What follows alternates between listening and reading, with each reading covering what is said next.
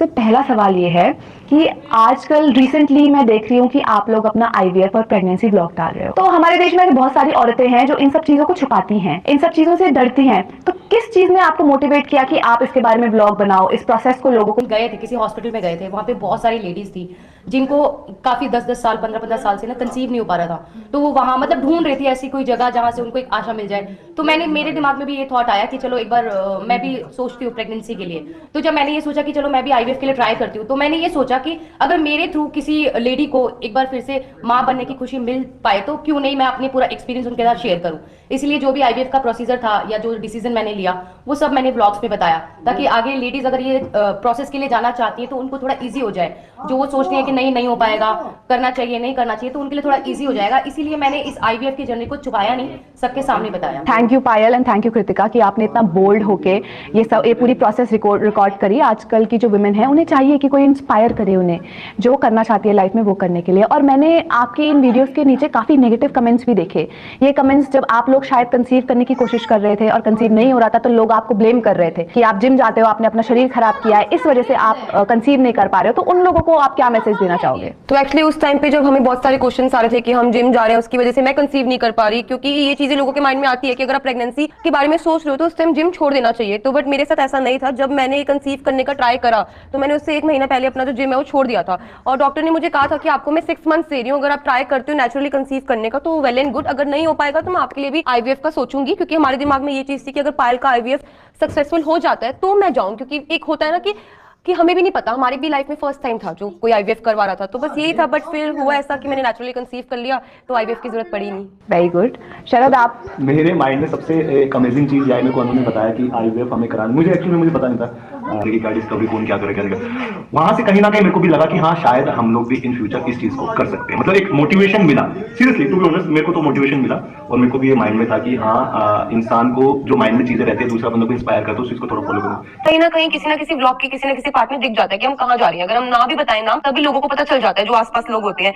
तो काफी सारे हमें भी कॉल्स आए कि बहुत सारी लेडीज आई जिन्होंने वहाँ पे पूछा, और उनमें से बहुत सारी लेडीज ऐसी भी थी जिन्होंने कंसीव करा। तो हमें बहुत खुशी भी हुई कि हमारे मतलब कि हमारी तरफ से हमको जो हो पाया हम लोगों ने किया, और लेडीज कंसीव कर रही हैं। चलिए अच्छा, बहुत ही अच्छा लगा कृतिका जी एंड पायल जी आपकी ये अच्छे थॉट्स और अच्छे एक मैसेज देने के लिए लोग। क्यों ना अनु हम थोड़ा कुछ आगे बढ़े जानते हैं, क्योंकि आप अपना ब्लॉग बनाते हैं, उसमें आप अपनी स्टोरीज बताते हैं, आपने काफी कुछ लोगों को बताया है। पर मुझे ये जानना है कि स्टार्टिंग में जब आप लोग साथ आए थे तो आपकी फैमिलीज का क्या रिएक्शन था? क्या कभी आपको टॉर्चर फील हुआ है? क्या किसी फैमिली मेंबर ने आपको टॉर्चर किया है आपके इस डिसीजन को लेके? और आपके दिमाग पे उस चीज का क्या इम्पैक्ट पड़ा? क्या आप हमें ब्रीफ कर सकते हैं इस बारे में? तो इम्पैक्ट तो यही था कि हाँ फैमिली प्रेशर हुआ था, बहुत ज्यादा हुआ था। इतना ज्यादा हुआ था कि मैं चीकू को लेके अलग चली गई थी, अपनी फैमिली के पास चली गई थी। इतना ज्यादा हो गया था क्योंकि जब चारों तरफ से आपको कुछ सुनने में आए ना कि नहीं इसने दूसरी शादी कर ली है, अब सब कुछ ये हो जाएगा वो हो जाएगा, तुझे छोड़ देगा, या फिर ये सब चीजें बहुत ज्यादा सुनने के लिए मिली। और एक टाइम ऐसा आया, बहुत ही बुरा टाइम आया, हम सब चारों लोग इधर उधर हो गए थे, अलग हो गए थे। और वो जो टाइम था ना हमारी लाइफ का ऐसा टाइम था कि हम कभी नहीं भूल सकते। उस टाइम को भूल भी नहीं सकते, याद भी नहीं रख सकते, ऐसा टाइम था जी। मुझे भी बहुत प्रेशर आया कि तूने गलत डिसीजन लिया। एक्चुअली जब मैंने अरमान से शादी की थी तो उस टाइम पे मैंने अपने पेरेंट्स को नहीं बताया था कि मैं अरमान से शादी कर रही हूँ, और वो ऑलरेडी मैरिड है, ठीक है। तो ये बात तो मैंने झूठ बोली थी। तो उस टाइम पे जब मेरी फैमिली को, क्योंकि देखो सच एक ना एक दिन सामने आ जाता है, आपको खुद ही आ गया कि हाँ मेरे को जाकर के मैरिज करना है, ये एकदम से लव स्टोरी का स्टार्टअप हुआ और सडनली माइंड में आया कि कुछ चल रहा था टाइम से? मतलब ये था कि मैं और पायल पहले से दोस्त थे। तो जब मेरा अरमान जी से बातचीत हुई तो एक होता है ना कि अगर मेरे मन में फीलिंग है तो सामने वाले के अगर मन में फीलिंग है वो चीज दिखती है। तो जब दोनों के फीलिंग्स आई तो ये चीज पायल को पता थी कि फीलिंग्स आ रही है। पायल के with due permission and respect हमने डिसीजन लिया कि हम शादी करेंगे। और जब शादी करी तो फिर उस टाइम पे मैंने अपने कितने टाइम का था ये पीरियड जो आपका फ्रेंडशिप का चला पायल के साथ में?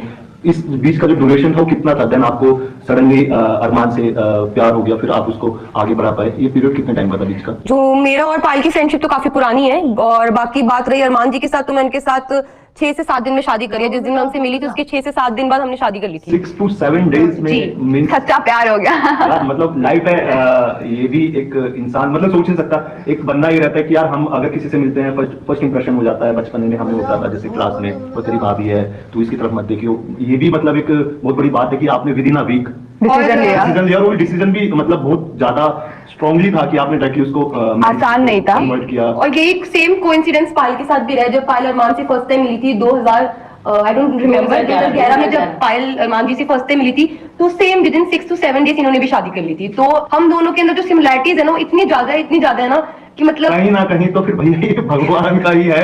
मुझे तो देखो भगवान का ही लगता है, कहीं ना कहीं भगवान की तरफ से था कि हाँ भी चलो ठीक है, पायल ने 6 से 7 दिन के अंदर शादी कर लिया, अब कृतिका भी 6 से 7 दिन के अंदर शादी करने जा रही है, तो अच्छा है। और भगवान करे आप लोगों की फैमिली, मलिक फैमिली ग्रोथ करे, अच्छे से आप लोग आगे बढ़ो। चीकू आप